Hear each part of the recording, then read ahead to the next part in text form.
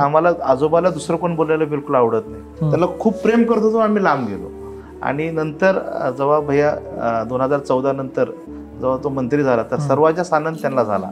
परत मला मुली झाल्या, ते जसं जवळ आले. आणि जेव्हा घर सोडलं होतं, म्हणजे मी अब्रॉडला शिकायला गेलो तर मी पत्र लिहिलतो आणि ते पत्र मला त्यांना बोलायचं होतं, पण मी ते पत्र लिहून ठेवलं आणि ते पत्र मी जवळपास 14 वर्षानंतर त्यांना वाचून दाखवलं. काय बोलताय, खतरनाक आहे. कारण मला मी निलंगेकरचा पहिला मुलगा, कुटुंबातला पहिला सदस्य, मी अब्रॉडला शिकायला जातो.